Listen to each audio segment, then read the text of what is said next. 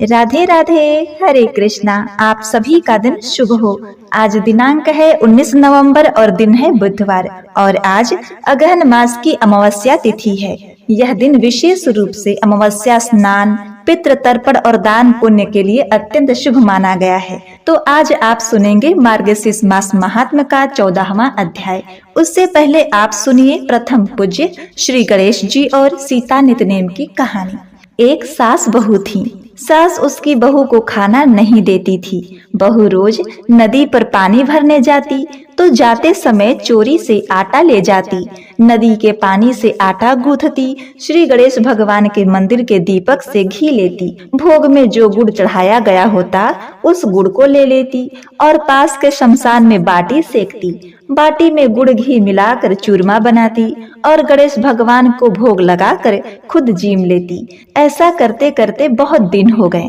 यह देखकर गणेश जी भगवान को बहुत आश्चर्य हुआ। उन्होंने अपनी मुंह पर उंगली रख ली। बहू तो घर आ गई। दूसरे दिन मंदिर के कपाट खुले तो लोगों ने देखा कि विनायक जी के मुंह पर तो उंगली है और आश्चर्य करने लगे। सब लोग मंदिर में जमा हो गए। वह कहने लगे कि जो कोई विनायक जी के मुंह से उंगली हटवावेगा उसे इनाम दिया जाएगा। सभी ने अपनी अपनी कोशिश की पर कोई फायदा नहीं हुआ। बहू ने अपनी सास से कहा, सासू माँ मैं कोशिश करती हूँ। सास बोली, इतने बड़े बड़े लोग कुछ नहीं कर सके तो तू क्या करेगी? पर बहू ने कहा, सासू जी मैं विनायक जी के मुंह से उंगली हटवा दूंगी। गांव वाले मंदिर के आंगन में इकट्ठे हुए। बहू आई और वह मंदिर में गई और अंदर से कपाट बंद कर लिए और विनायक जी से बोली, हे गणेश जी मैं मेरे घर से आटा लाती हूँ, नदी से पानी लाती हूँ, पंसारी से गुड़ खिलाती हूँ, चिता पर रोटी सेकती हूँ। इसमें आपको क्या आपत्ति हुई? आपको मुंह से उंगली हटानी पड़ेगी। श्री गणेश जी ने सोचा, इसने पहले मुझे भोग लगाया, सच्चे मन से मुझे ध्याया, इसकी बात तो माननी पड़ेगी और उंगली हटा ली। बहू ने मंदिर के दरवाजे खोले। लोगों ने देखा कि विनायक जी ने उंगली हटा ली। गांव वाले कहने लगे, तू क्या जादू टोना करके आई जिससे गणेश जी ने अपने मुख से उंगली हटा दी? तो बहू ने कहा, मेरी सासू जी मुझे भोजन नहीं देती थी। जब मैं घर से पानी भरने के लिए नदी पर जाती तो घर से आटा लेकर जाती और मंदिर से गुड़ घी ले जा करके चिता पर रोटी सेकती। पहले विनायक जी को भोग लगाती फिर खुद खाती। इसलिए विनायक जी को अचंभा हुआ और उन्होंने उंगली रख ली और जब मैंने मनाया तो उंगली हटा ली। अब सभी लोग बहू का गुणगान करने लगे। तब पंडित जी ने बहू से कहा, बहू अब से जो भी भक्ति करना, पूजा करना शुद्ध और सात्विक ढंग से करना और अपनी श्रद्धा इसी प्रकार बनाए रखना, तुम्हारा कल्याण होगा। उस दिन से सास को भी अपनी गलती का एहसास हुआ। उसने अब अपनी बहू को बेटी की तरह मानना शुरू कर दिया। अब बहू को भर पेट खाना मिलने लगा। उसका पति भी विदेश से वापस आ गया और बहू ने 9 महीने बाद एक सुंदर पुत्र को जन्म दिया। घर में अन्न धन के भंडारे भर गए। हे गणेश जी महाराज, जैसे आपने उस भोली बहू के भक्ति से प्रसन्न होकर उसका मान बढ़ाया, वैसे सभी पर कृपा करना। आपकी आराधना और पूजा में हमसे जो भी गलती हो, बहू के समान ही हमें क्षमा करना और हमारी भक्ति पूजा पाठ को स्वीकार करना। प्रेम से बोलिए श्री गणेश भगवान की जय। प्रिय भक्तों, अब आप सीता माता की नितनेम की कहानी सुनिए। इस कहानी को सीता माता कहती थी और प्रभु श्री राम सुना करते थे। एक दिन श्री राम भगवान को किसी काम के लिए बाहर जाना पड़ा तो सीता माता कहने लगी, भगवान मेरा तो 12 वर्ष का नितनेम है, अब आप बाहर जाएंगे तो मैं अपनी कहानी किसे सुनाऊंगी? तब श्री राम जी ने कहा, सीते आप कुएं की पाल पर जाकर बैठ जाना और वहां पर जो भी औरतें पानी भरने आएंगी उन्हें अपनी कहानी सुना दिया करना। सीता माता कुएं की पाल पर जाकर बैठ गईं। तभी एक स्त्री आई। उसने रेशम की जरी की साड़ी पहन रखी थी और सोने का घड़ा ले रखा था। सीता माता उसे देखकर कहने लगी, बहन मेरा 12 वर्ष का नितनेम सुन लो। पर वह स्त्री बोली, मैं तुम्हारा नितनेम सुनूंगी तो मुझे घर जाने में देर हो जाएगी और मेरी सास मुझसे झगड़ा करेगी। इसलिए उसने कहानी नहीं सुनी और अपने घर चली गई। लेकिन उसके घर जाते ही उसके रेशम की जरी की साड़ी फट गई। सोने का घड़ा मिट्टी के घड़े में बदल गया। सासू ने देखा तो पूछा, अरे बहू, यह किसका दोष अपने सिर लेकर आई है? बहू बोली, माँ जी, कुएं पर एक औरत थी, उसने अपनी कहानी सुनाने के लिए कहा, लेकिन मैंने नहीं सुनी। शायद उसी का यह फल मुझे मिला है। बहू की बात सुनकर अगले दिन वही साड़ी और वही घड़ा लेकर सास कुएं के पाल पर गई। सास को वहीं पर सीता माता बैठी मिली तो माता सीता ने कहा, बहन, मेरी कहानी सुन लीजिए। सासू बोली, एक बार छोड़ो, मैं तो 4 बार कहानी सुनूंगी। तब सीता माता बोली, राम आए लक्ष्मण आए, देश के पुजारी आए, नित नियम का नेम लाए, आओ राम बैठो राम, तपी रसोई जीमो राम, माखन मिश्री खाओ राम, दूध बतासा पियो राम, सूत के पालना मोठो राम, शाल दुसाला पोठो राम, शाल दुसाला ओढ़ो राम, जब बोलू राम ही राम, राम सवारे सबके काम, खाली घर भंडार भरेंगे, सबका बेड़ा पार करेंगे, श्री राम जय राम जय राम जय जय राम। सासू बोली, बहन, कहानी तो बहुत अच्छी लगी। फिर कहानी सुनकर सासू घर चली आई और उसकी साड़ी फिर से रेशम जरी की बन गई। मिट्टी का घड़ा भी फिर वापस से सोने के घड़े में बदल गया। बहू ने देखा तो कहने लगी, सासू माँ, आपने यह सब कैसे किया? तो सासू बोली, बहू, तू दोष लगाकर आई थी और मैं अब दोष उतार कर आ रही हूँ। बहू ने पूछा, माँ जी, वह कुएं वाली स्त्री कौन है? सासू ने बताया, वह तो सीता माता थी। वह पुराने से नया कर देती हैं, खाली घर में भंडारे भर देती हैं। वह लक्ष्मी जी का वास घर में कर देती हैं और मनुष्य की जो भी इच्छा हो उसे पूर्ण कर देती हैं। बहू बोली, माँ जी, फिर तो ऐसी कहानी मुझे भी सुना दो। सास बोली, ठीक है, तुम भी सुनो। फिर सास ने कहानी शुरू की। राम आए लक्ष्मण आए, देश के पुजारी आए, नित नियम का नेम लाए, आओ राम बैठो राम, तपी रसोई जीमो राम, माखन मिश्री खाओ राम, दूध बताशा पियो राम, सूद के पालना मोठो राम, शाल दुसाला पोठो राम, शाल दुसाला ओढ़ो राम, जब बोलू राम ही राम, राम सवारे सबके काम, खाली घर भंडार भरेंगे, सबका बेड़ा पार करेंगे, बोलो श्री राम जय राम जय राम जय जय राम। कहानी सुनकर बहू बोली, माँ जी, कहानी तो बहुत अच्छी है। सासू ने कहा, ठीक है, अब से इस कहानी को रोज किया करेंगे। अब सास बहू रोज सवेरे उठती, नहाती धोती, पूजा पाठ करने के बाद नित नेम की सीता माता की कहानी कहती। तो एक दिन की बात है, उनके यहाँ पड़ोसन की एक औरत आई। बोली, बहन, जरा आग तो देना। तो बहू बोली, आग तो हमने अभी जलाई नहीं है। पड़ोसन बोली, तो फिर सुबह सुबह 4 बजे से उठकर क्या कर रही हो? तो उसने कहा कि हम तो सुबह सुबह उठकर पूजा करते हैं, फिर सीता माता की नित नेम की कहानी सुनते हैं। पड़ोसन ने उसकी बात सुनकर फिर कहा, सीता माता की कहानी सुनने से क्या मिलता है? तब वे दोनों बोली, सीता माता की कहानी कहने से घर में भंडारे भर जाते हैं, सारे काम पूर्ण हो जाते हैं, मन की इच्छा भी पूरी होती है। पड़ोसन ने कहा, बहन, अगर ऐसा होता है तब फिर मुझे भी कहानी सुना दो। तब बहू बोली, ठीक है, तुम भी यह कहानी सुन लो। राम आए लक्ष्मण आए, देश के पुजारी आए, नित नियम का नेम लाए, आओ राम बैठो राम, तपी रसोई जीमो राम, माखन मिश्री खाओ राम, दूध बताशा पियो राम, सूद के पालना मोठो राम, साल दुसाला पोठो राम, शाल दुसाला ओढ़ो राम, जब बोलू राम ही राम, राम सवारे सबके काम, खाली घर भंडार भरेंगे, सबका बेड़ा पार करेंगे, श्री राम जय राम जय राम जय जय राम। पड़ोसिन ने इस कहानी को सुना तो कहने लगी, बहन, कहानी तो बड़ी सुंदर लगी। अब वह पड़ोसिन भी सीता माता की नित नेम की कहानी कहने लगी। कहानी कहने से सीता माता ने पड़ोसन के भी धन के भंडारे भर दिए। देखते ही देखते अब पूरे मोहल्ले में नित नेम की कथा चल पड़ी और हर किसी की मनोकामना पूर्ण होने लगी। हे सीता माता, जैसे आपने उन सभी के भंडारे भरे, वैसे ही हमारे भी भरना। कहानी कहने वाले, सुनने वाले और हुंकारा भरने वाले सबके भरना। सभी प्रेम से बोलिए सीता मैया की जय। जय श्री राम। प्रिय भक्तगणों, आइए अब श्रवण करते हैं मार्गशीर्ष मास महात्म का 14वां अध्याय। श्री भगवान कहते हैं, हे ब्राह्मण, 9 स्कंद की कथा जब मुनि ने सुनाई तब राजा ने कहा, हे दीन दयाल, दया कर श्री कृष्ण अवतार की कथा कहिए, क्योंकि हमारे सहायक कुल पूज्य वही हैं। श्री सुखदेव जी बोले, महाराज, तुमने बड़ा सुख दिया जो यह प्रसंग पूछा। सुनो, यदु कुल में पहले भजमान राजा थे, जिनके पुत्र पृथु के विदुर थे, उसके सूरसेन, जिन्होंने 9 खंड पृथ्वी जीतकर यश पाया, जिनकी स्त्री का नाम मर्ष्या था, उनके 10 पुत्र और 5 पुत्रियां थीं, जिनके बड़े पुत्र वसुदेव, जिनकी स्त्री के 8वें गर्भ से श्री कृष्ण जी ने जन्म लिया।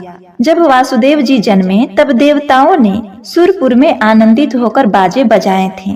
सूरसेन की 5 पुत्रियों में से सबसे बड़ी कुंती थी, जो पांडु को ब्याही गई थी, और वसुदेव जी पहले तो रोहिणी नरेश की बेटी रोहिणी को ब्याही गई, फिर पीछे वह सहस्त्र विवाह किए। तब 18 पटरानियां हुई। तत्पश्चात मथुरा में कंस की बहन देवकी से विवाह किया। वहां आकाशवाणी हुई कि इस लड़की के 8वें गर्भ से कंस का काल उपजेगा।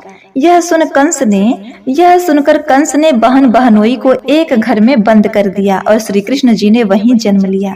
राजा परीक्षित बोले, महाराज, कंस का जन्म कैसे हुआ? श्री सुखदेव जी बोले, मथुरापुरी के काहुका नामक राज के 2 बेटे थे। एक का नाम देवक और दूसरे का नाम उग्रसेन था। कुछ दिनों बाद उग्रसेन वहां का राजा हुआ, जिसकी एक रानी थी, जिसका नाम पवन रेखा था। सो वह अति सुंदरी पतिव्रता थी, 8 प्रहर स्वामी की आज्ञा में रहती थी। एक दिन वह कपड़ों से सुसज्जित हो पति की आज्ञा ने सखियों के साथ रथ में चढ़कर वन में घूमने गई। वहां चारों ओर वृक्षों में फल फूल लगे थे, सुगंधित मंद मंद ठंडी हवा बह रही थी। कोकिल, कपोल, कीर, मोर मीठी मन भावनी बोलियां बोल रहे थे। रानी इस दृश्य को देख रथ से उतरकर चली तो अचानक एक और अकेली भूल से जा निकली। वहां द्रुमलिक नामक राक्षस भी संयोग से आ पहुंचा। वह उसके यौवन और रूप की छवि देखकर हक्का बक्का रह गया और उन पर मोहित हो गया। मन में कहने लगा कि इससे भोग करना चाहिए। उस दुष्ट ने तुरंत राजा उग्रसेन का स्वरूप बना रानी के पास जाकर बोला, मुझसे मिल। रानी बोली, महाराज, दिन को काम भावना की इच्छा करना उचित नहीं है, क्योंकि इसमें शील और धर्म जाता है। आप ज्ञानवान होकर ऐसी कुमति विचारते हैं। जब पवन रेखा ने यह कहा तब द्रुमलक ने रानी का हाथ पकड़कर खींच लिया और प्रसंग किया। इस भांति छल से भोग कर अपना असली रूप धारण कर लिया। रानी अति दुखी हो बोली, अरे अधर्मी, तूने यह क्या अनर्थ किया जो मेरे सत को खो दिया? धिक्कार है तेरे माता पिता गुरु को, जिसने तुझे ऐसी बुद्धि दी। जो नर देह पाकर किसी का सत भंग करते हैं, वे जन्म जन्म नरक में पड़ते हैं। द्रुमलक बोला, रानी, तू श्राप मत दे। तेरी कोख बंद देख मेरे मन में चिंता हो गई थी। आज से तू गर्भवती हुई और तुझे 10वें महीने लड़का होगा, और मेरे देह के स्वभाव से तेरा पुत्र 9 खंड पृथ्वी को जीत राज करेगा और श्री कृष्ण जी से लड़ेगा। पूर्व जन्म में मेरा नाम कालनेमी था, तब विष्णु जी से युद्ध किया था। अब जन्म ले लिया तो द्रुमलक नाम कहलाया। इतनी बात कह वह द्रुमलक चला गया। तब रानी को भी मन में कुछ धीरज हुआ। इतने में सब सखियां आईं और रानी का श्रृंगार बिगड़ा देख सहेली बोल उठी, इतनी देर कहाँ लगी और ऐसी गति कैसे हुई तुम्हारी? पवन रेखा ने कहा, सुनो सहेली, मैं इधर अकेली भटक गई थी और एक बंदर आया, उसने मुझे बहुत सताया, उसके कारण ही मेरी यह हालत हुई है। यह बात सुनकर सब घबरा गईं और रानी को रथ पर चढ़ाकर घर ले गईं। रानी गर्भवती हुई और 10 महीने बाद उसे एक लड़का हुआ। उस समय बड़ी आंधी चलने लगी, धरती डोलने लगी, अंधेरा ऐसा हुआ कि दिन में ही रात हो गई। लगे कि तारे टूट जाएंगे, बादल गरजने लगे, बिजलियां चमकने लगी। माघ सुदी 13 बृहस्पतिवार को कंस ने जन्म लिया। तो राजा उग्रसेन ने प्रसन्न हो नगर की मंगला मुखियों को बुलाकर मंगलाचार गवाए और सब ब्राह्मण ज्योतिषियों को भी अति मान सम्मान से बुलावा भेजा। राजा ने बड़े भाव से आसन दे बैठाए। तब ज्योतिषियों ने संलग्न होकर मुहूर्त विचार किया बोले पृथ्वीनाथ, यह लड़का कंस नाम का तुम्हारे वंश में उपजा है, सो अति बलवान होगा, राक्षसों को साथ ले राज्य करेगा और देवता व हरि भक्तों को दुख दे आपसे राज्य छीन लेगा और अंत में हरि के हाथ ही मरेगा। श्री सुखदेव जी बोले, हे राजन, अब मैं उग्रसेन के भाई देव की कथा कहता हूँ। उसके 4 बेटे थे, 6 बेटियां, सो 6 वासुदेव को ब्याह दी गईं। 7वीं देवकी हुई, जिसके होने से देवताओं को बड़ी प्रसन्नता हुई। उग्रसेन के 10 पुत्रों में सबसे बड़ा कंस था। जब से जन्मा तब से यह काम करने लगा कि नगर में जाकर छोटे छोटे लड़कों को पकड़ कर लावे और उसे मार डाले। बड़े होने पर उनकी छाती पर चढ़कर उनका गला घोट देता। उसके इस अत्याचार से सभी जन त्राही त्राही कर रहे थे। सब कोई अपने लड़कों को छिपाता फिरता। प्रजा कहें कि यह दुष्ट कंस उग्रसेन का अंश नहीं, कोई महापापी जन्म ले आया है, जिसने सारे नगर को सताया है। उग्रसेन ने कंस को बुलाया, बहुत समझाया, पर उसने उनकी एक भी बात नहीं मानी। जब कंस 8 वर्ष का हुआ तब मगध देश पर उसने आक्रमण किया। वहां का राजा जरासंध बड़ा योद्धा था, जिससे उसने मल्ल युद्ध किया। उसने कंस का बल देखा और हार मान ली और अपनी दोनों बेटियां उससे ब्याह दी और उन्हें लेकर मथुरा आया तथा अपने पिता उग्रसेन से बैर करने लगा। एक दिन अपने पिता से बोला, तुम राम नाम कहना छोड़ दो और महादेव का जप करो। उसने कहा, मेरे कर्ता दुख हरता वही है, जो इनको ही न जपूंगा तो मैं अधर्मी कहलाऊंगा, भव सागर से पार कैसे होऊंगा। यह सुनकर कंस ने बाप को पकड़कर सारा राज्य छीन लिया और नगर में डुगडुगी पिटवा दी कि जो कोई यज्ञ, दान, धर्म, तप, राम नाम का जप करते पाया जाएगा तब उसके सर को काट दिया जाएगा। अब तो ऐसा अधर्म बढ़ा कि गौ, ब्राह्मण, हरि के भक्त दुख पाने लगे, धरती बोझ से मरने लगी। एक दिन उसने सेना लेकर इंद्र पर चढ़ाई कर दी। तब मंत्री ने कहा, महाराज, इंद्रासन बिना तप किए नहीं मिलता, आप बल का गर्व न करें। देखो देखो रावण ने क्या खो दिया, उसके कुल में एक भी न रहा। श्री सुखदेव जी राजा परीक्षित से कहने लगे, हे राजन, जब पृथ्वी पर अति अधर्म होने लगा तब पृथ्वी दुख रूपी गाय बनकर अपने दुख को कहने लगी और बोली, हे भगवान, संसार में असुर अति पाप करने लगे हैं, उसके डर से धर्म उठ गया है। अब मुझे भी आज्ञा दो कि नूपुर छोड़कर रसातल में जाऊं। यह बात सुन इंद्र देवताओं के साथ ले ब्रह्मा के पास गए। ब्रह्मा जी सबको शिव जी के निकट ले गए। शिव जी बोले, हे ब्रह्मा जी, यह 2 बातें मेरे हाथ में नहीं है। एक तो पृथ्वी का भार उठाना और दूसरा मोक्ष, शेष मैं सब कर सकता हूँ। इतएव सबको साथ ले वहां गए जहाँ क्षीर सागर में नारायण सो रहे थे। उनको सोते जान ब्रह्मा, रुद्र, इंद्र आदि सब देवों को साथ लेकर हाथ जोड़कर विनती करने लगे।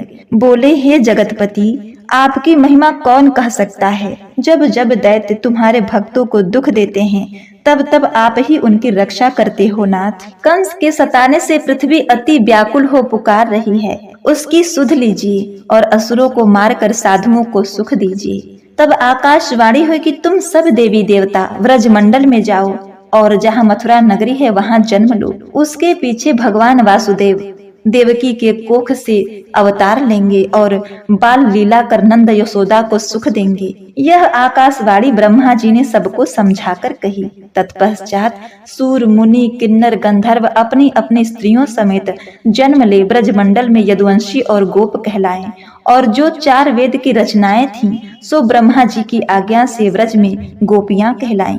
तब क्षीर सागर में हरि विचार करने लगे। तब भगवान कहने लगे कि लक्ष्मण बलराम के रूप में अवतार लेंगे, फिर उसके बाद मैं वासुदेव जन्मूंगा और भरत प्रद्युम्न के रूप में और शत्रुघ्न, अनिरुद्ध, सीता, रुक्मणी के रूप में अवतार लेंगे। हरे कृष्णा। आज के अध्याय में बस इतना ही।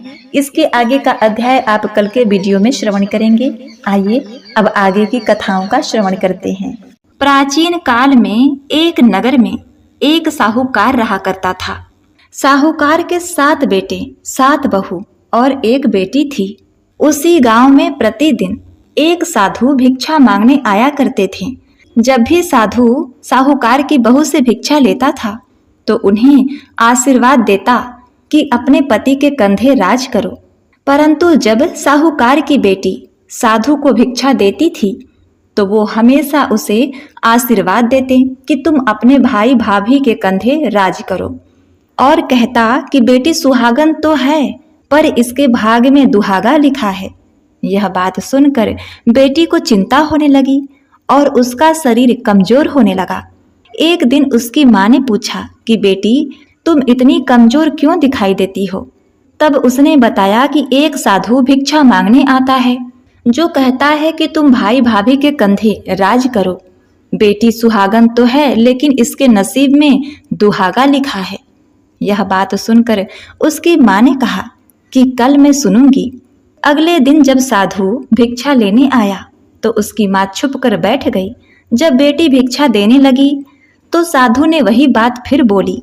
इतनी बात सुनकर उसकी माँ बाहर निकल कर आई और बोली, एक तो हम आपको भिक्षा देते हैं और आप ऊपर से हमें गाली देते हैं। तब उस साधु ने कहा, मैं गाली नहीं देता, जो सच है वो बोलता हूँ, जो इसके भाग्य में लिखा है वही कहता हूँ। माँ ने साधु से कहा कि आपको यह पता है कि इसके भाग्य में दुहागा लिखा है, तो यह भी बता दीजिए कि यह कैसे दूर होगा। तब साधु बोले कि 7 समुंदर पार एक सोना धोबिन रहती है, जो सोमवती अमावस का व्रत करती है। अगर वह आकर अपना फल इसे दे दे तो इसका निवारण हो सकता है, नहीं तो विवाह होते ही इसके पति को सर्प डस लेगा। यह बात सुनकर माँ बहुत रोने लगी और उसने अपने 7 बेटों से कहा कि वह सोना धोबन की तलाश करे। तब 6 बेटों ने कहा, माँ तुम कैसी बात करती हो? 7 समुंदर पार सिंघल द्वीप में सोना धोबन रहती है, वहां जाने के लिए किसको समय है? बेटों की यह बात सुनकर सोना धोबिन बहुत ही निराश हो गई। तब 7वें नंबर के सबसे छोटे बेटे ने कहा, माँ तुम चिंता ना करो, मैं अपने बहन के अखंड सुहाग के लिए सोना धोबन की तलाश में जरूर जाऊंगा। अब साहूकार का छोटा बेटा अपनी बहन को साथ में लेकर सोना धोबन की तलाश में निकल पड़ा। चलते चलते रास्ते में तेज धूप पड़ने लगी तो साहूकार के बेटे और बेटी पीपल के पेड़ के नीचे बैठ गए। उस पीपल के पेड़ में एक गरुड़ पक्षी का घोंसला था, जिसमें गरुड़ के छोटे छोटे बच्चे थे। साहूकारनी के बेटे को घोंसले के पास एक सर्प जाता हुआ दिखाई दिया तो उसने उस गरुड़ के बच्चे को बचाने के लिए उस सांप को मारकर एक टोकरी के नीचे रख दिया। जब गरुड़ और पंखिनी आए तो घोंसले के पास खून देखकर क्रोधित हो उठे और साहूकारनी के बेटे और बेटी को चोंच से मारने लगे। तब साहूकारनी का बेटा बोला कि मैंने तो तुम्हारे बच्चे की जान बचाई है, यह सर्प तुम्हारे बच्चे को डसने वाला था तो मैंने इसे मारकर गिरा दिया। गरुड़ ने सर्प की ओर देखकर कहा, तुमने हमारे बच्चे की जान बचाई है, अब तुम्हें जो मांगना है मांगो। तब साहूकार का बेटा बोला कि मुझे 7 समुंदर पार सोना धोबन के घर की ओर छोड़ आओ। गरुड़ ने साहूकार के बेटे और बेटी को अपने पीठ पर बैठाकर 7 समुंदर पार सोना धोबन के घर छोड़ आया। वहां जाकर भाई और बहन ने सोचा कि सोना धोबन को कैसे राजी किया जाए। सोना धोबन के 7 बेटे बहू थे। उनकी 7 बहुएं काम को लेकर रोज लड़ाई करती थीं और काम भी नहीं करती थीं। एक रात को जब सब सो जाते हैं तब साहूकारनी की बेटी सोना धोबन के घर आती और घर का सारा काम करती, गायों को नहलाती, घर की सफाई करती, रसोई का काम करती, चौका बर्तन करती, आटा पीसती, कपड़े धोती, पानी भरती और दिन होने से पहले चली जाती। बहुएं सोचती कि यह सारा काम कौन करता है, लेकिन कभी एक दूसरे से पूछती नहीं कि यह सब काम कौन करता है। एक दिन सोना धोबन ने कहा कि तुम सब आजकल लड़ती नहीं हो, काम भी ठीक से कर रही हो। तो बहुओं ने कहा, सासू जी काम तो हमें ही करना पड़ता है, चाहे हम लड़कर करें या राजी से करें, इसलिए लड़ने का क्या फायदा। सोना धोबन ने सोचा कि आज देखा जाए कि कौन सी बहू काम करती है, और वह रात को सोई नहीं। उसने देखा कि रात को एक स्त्री आई और पूरा काम करके जाने लगी। तो सोना धोबन ने बोला कि तुम कौन हो और तुम्हें ऐसी क्या जरूरत है जो तुम मेरी चाकरी कर रही हो। साहूकारनी की बेटी ने कहा कि जरूरत है माँ जी, तभी तो इतना काम कर रही हूँ। सोना धोबन ने पूछा कि तुम्हें क्या चाहिए बेटी? साहूकारनी की बेटी बोली कि पहले मुझे वचन दो, तब बताऊंगी। सोना धोबन ने वचन देकर कहा, अब बताइए। साहूकारनी की बेटी बोली कि मेरे भाग्य में दुहागा लिखा है, इसलिए आप चलकर मुझे सुहाग दे दें और सोमवती करें। सोना धोबन अपने बेटे बहू से बोली कि मैं तो साहूकारनी के यहाँ जा रही हूँ। यदि पीछे से तुम्हारे पिताजी खत्म हो जाएं, तो तेल घी के कूप में डालकर छोड़ देना। फिर तीनों जन साहूकार के घर चली आती हैं। साहूकार की बेटी का ब्याह होने लगा। दूल्हा फेरों में बैठ गया। सोना धोबन ने दूल्हे के घुटने के पास कच्चा करवा रखा, उसमें दूध डाला, तात का तार लेकर बैठ गई। थोड़ी देर बाद सांप दूल्हे को डसने के लिए आया। सोना धोबन ने करवा आगे रखा और तार से बांध दिया, लेकिन दूल्हा डर के मारे मर गया। तब सोना धोबन ने टीके से रोली निकाली, मांग में से सिंदूर निकाला, आंख में से काजल निकाला और नाखून से मेहंदी निकालकर छोटी उंगली से छींटे मारे और बोली, आज के दिन तक मैंने जितनी सोमवती अमावस्या की है, उसका फल तो साहूकार की बेटी को ही लग जाए, और आगे जो मैं सोमवती अमावस्या करूं वह मेरे बेटे को लग जाए। इतना कहते ही दूल्हा जीवित हो गया और सब सोमवती की जय जय बोलने लगे। सोना धोबन वापस जाने लगी। तब साहूकारनी बोली कि आपने मेरे दामाद को नया जीवन दान दिया है, इसलिए कुछ भी मांगो। वह बोली कि मुझे तो कुछ नहीं चाहिए, सिर्फ एक हांडी दे दो। वह हांडी लेकर चली जाती है। रास्ते में सोमवती आती है तो हांडी का 108 परिक्रमा लगाकर पीपल के पेड़ के नीचे गाड़कर घर आ जाती है। घर आकर देखती है तो उसका पति मरा हुआ तेल और घी में पड़ा हुआ है। तब वह टीके में से रोली निकालती है, मांग में से सिंदूर निकाला, आंखों में से काजल निकालती है और नाखून से मेहंदी निकालकर छोटी उंगली से छींटे मारकर बोली, जो मैंने रास्ते में सोमवती अमावस्या की है, उसका फल मेरे पति को लगे। इतना कहते ही उसका पति उठकर बैठ गया। जब घर का ज्योतिषी आया और बोला कि जजमान, सोमवती अमावस्या को मेरा क्या है, जो दक्षिणा है उसे दे दीजिए। सोना धोबन, जो दक्षिणा है उसे दे दीजिए, जो दक्षिणा है उसे दे दीजिए। सोना धोबन बोली कि मुझे तो सोमवती अमावस्या रास्ते में आई थी तो कुछ भी नहीं किया, जो कुछ भी किया वह सब पीपल के नीचे गाड़ दिया है। ज्योतिषी ब्राह्मण ने पीपल के पेड़ के नीचे जाकर खोद कर देखा तो 108 और 13 सोने के सिक्के मिले। ज्योतिषी ब्राह्मण सबको घर ले आया और बोला कि ऐसी फेरी की है और मुझे बोल दिया कि कुछ भी नहीं किया। सोना धोबन बोली, यह तो तुम्हारे भाग्य से ही हुआ है, इसलिए इसे तुम ही ले जाओ। ब्राह्मण बोला कि मेरी तो इसमें चौथा हिस्सा है, बाकी आपका जिसको मन है उसे आप दे सकते हैं। अब वह ब्राह्मण पूरे नगर में बोल आया कि सब सोमवती अमावस्या का व्रत कीजिए, इससे अखंड सुहाग मिलता है, घर बार में धन दौलत की बरसात होती है, पुत्रों की लंबी उम्र होती है। ब्राह्मण की बात सुनकर इस प्रकार सभी गांव वाले सोमवती अमावस्या का व्रत विधि पूर्वक करने लगे। हे सोमवती अमावस्या, जैसा साहूकार के बेटी को सुहाग दिया वैसा सबको देना। सोमवती अमावस्या की कहानी कहने वाले को, सोमवती अमावस्या की कहानी सुनने वाले को, हामी भरने वाले को और उनके पूरे परिवार को देना। जय सोमवती अमावस्या। बोलिए हर हर महादेव। प्रिय भक्तगणों, कथा के अंत में आप श्रवण करेंगे तपसी लपसी की कथा, जिसे हर व्रत कथा के अंत में कहा और सुना जाता है। तपसी लपसी कथा के अनुसार एक तपसी था, एक लपसी था। तपसी हमेशा भगवान की तपस्या में लीन रहता था। लपसी रोजाना 1.25 सेर की लापसी बनाकर भगवान का भोग लगाकर खा लेता था। एक दिन दोनों झगड़ा करने लगे। तपसी बोला, मैं रोज भगवान की तपस्या करता हूँ, इसीलिए मैं बड़ा हूँ।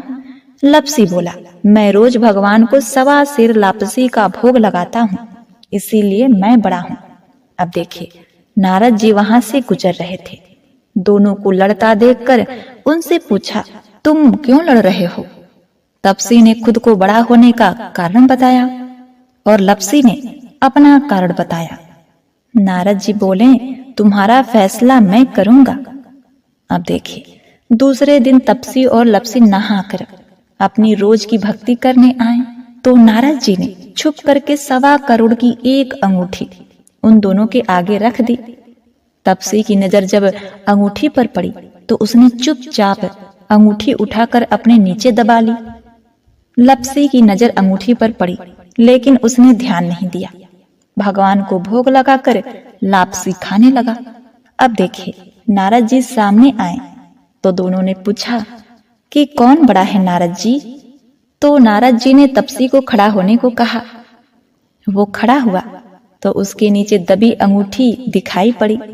नारद जी ने तपसी से कहा, तपस्या करने के बाद भी तुम्हारी चोरी करने की आदत नहीं गई, इसीलिए लपसी बड़ा है और तुम्हें तुम्हारी तपस्या का कोई फल नहीं मिलेगा। तपसी शर्मिंदा होकर माफी मांगने लगा। उसने नारद जी से पूछा, मुझे मेरी तपस्या का फल कैसे मिलेगा नारद जी? मुझे क्षमा करिए। नारद जी ने कहा, यदि कोई गाय और कुत्ते की रोटी नहीं बनाएगा तो फल तुम्हें मिलेगा। यदि कोई ब्राह्मण को भोग करवाकर दक्षिणा नहीं देगा तो फल तुम्हें मिलेगा। यदि कोई साड़ी के साथ ब्लाउज नहीं देगा तो फल तुम्हें मिलेगा। यदि कोई दिए से दिया जलाएगा तो फल तुम्हें मिलेगा। यदि कोई सारी कहानी सुने लेकिन तुम्हारी कहानी नहीं सुने तो फल तुम्हें मिलेगा। प्रिय भक्तों, उसी दिन से हर व्रत कथा कहानी के साथ तपसी लपसी की कहानी भी सुनी और कही जाती है।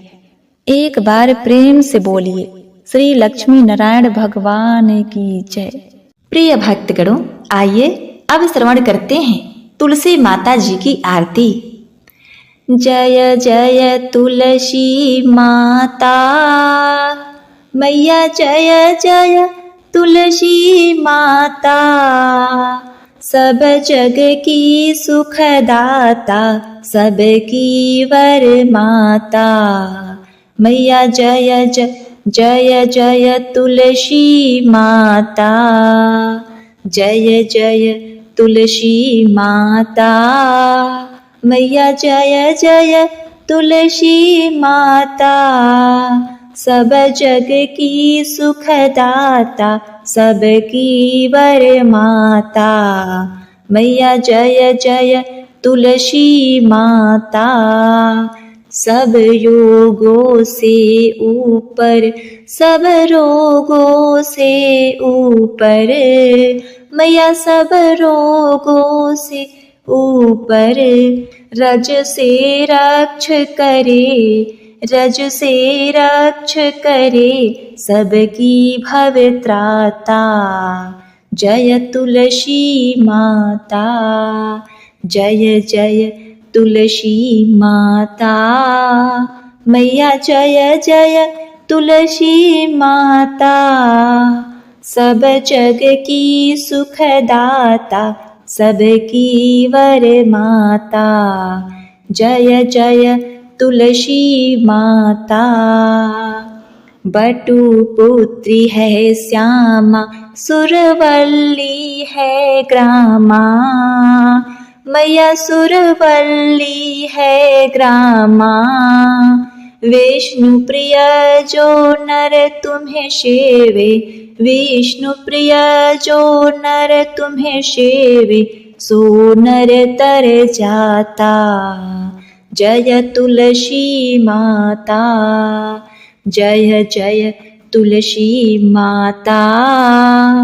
मैया जय जय तुलसी माता, सब जग की सुखदाता, सबकी वर माता। जय तुलसी माता। हरि के शीस विराजत, त्रिभुवन से हो विदित। मैया त्रिभुवन से हो विदित, पतित जनों की तारिणी, पतित जनों की तारिणी, तुम हो विख्याता।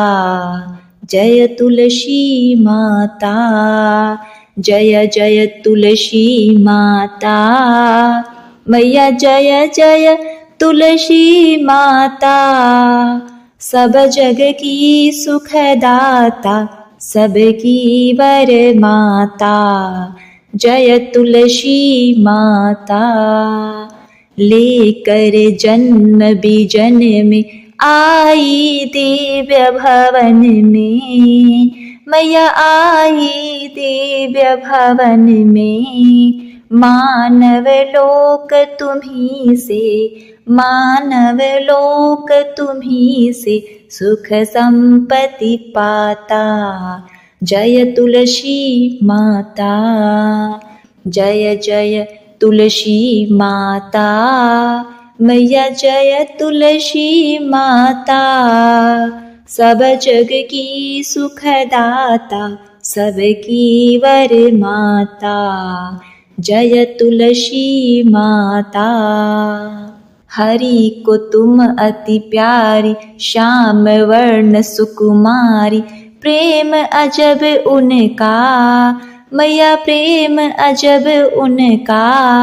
तुमसे कैसा नाता, तुमसे कैसा नाता, हमारी विपत्ति हरो तुम कृपा करो माता।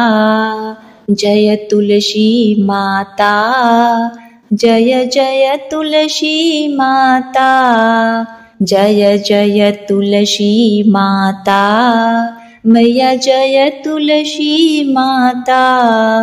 सब जग की सुखदाता, सबकी वर माता, जय तुलसी माता, जय जय तुलसी माता, मैया जय जय तुलसी माता।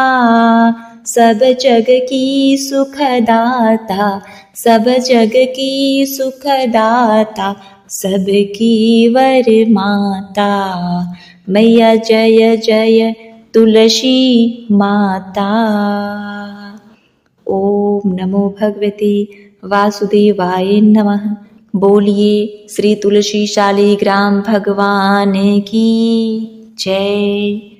प्रिय भक्तगणों, अब आइए श्रवण करते हैं सभी मनोकामनाओं को पूर्ण करने वाली भगवान श्री विष्णु जी की आरती। ओम जय जगदीश हरे, स्वामी जय जगदीश हरे। भक्त जनों के संकट, दास जनों के संकट क्षण में दूर करे।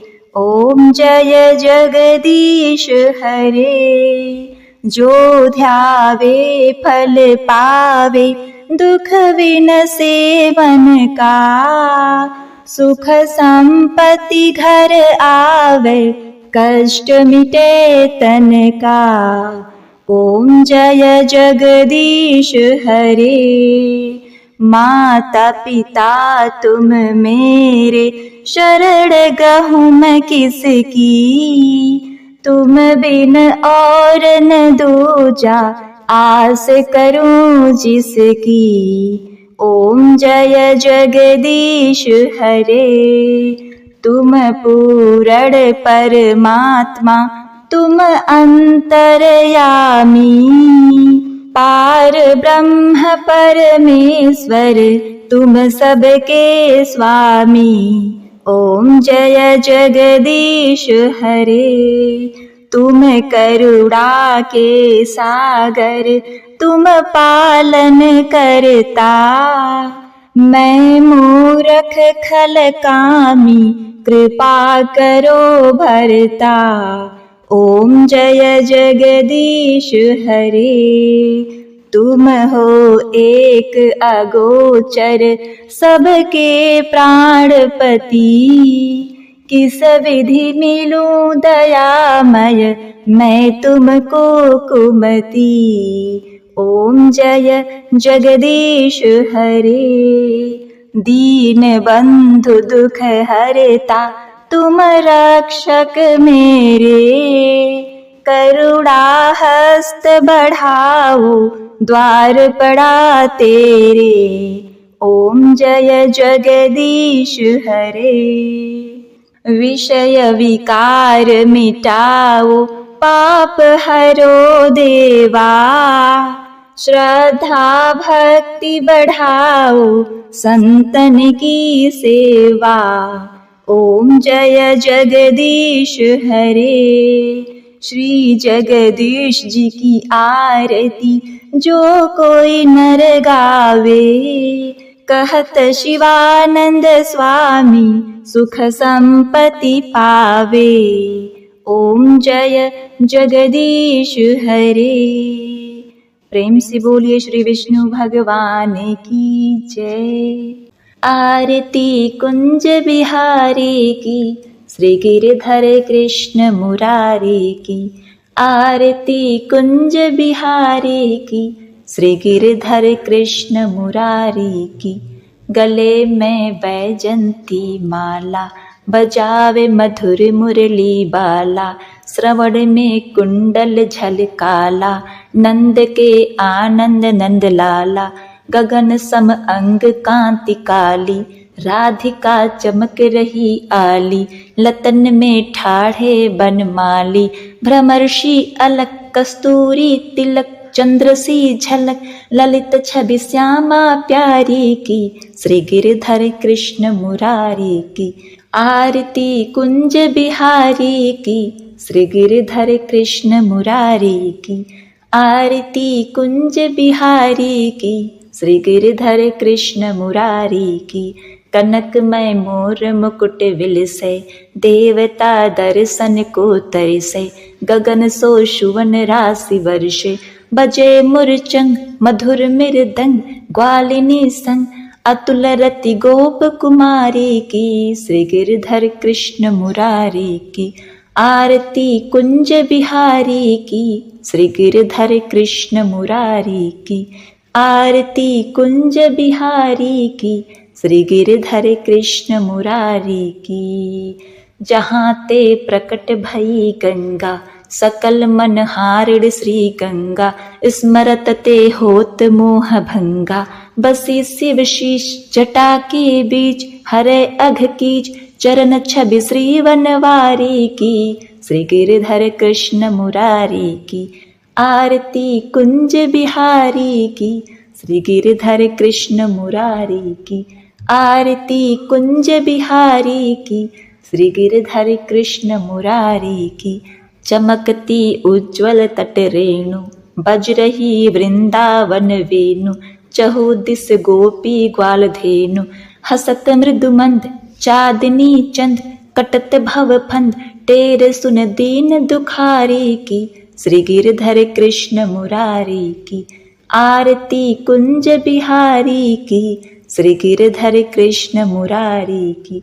आरती कुंज बिहारी की, श्री गिरधर कृष्ण मुरारी की। आरती कुंज बिहारी की, श्री गिरधर कृष्ण मुरारी की। आरती कुंज बिहारी की, श्री गिरधर कृष्ण मुरारी की। ओम नमो भगवते वासुदेवाय नमः। जय श्री कृष्ण।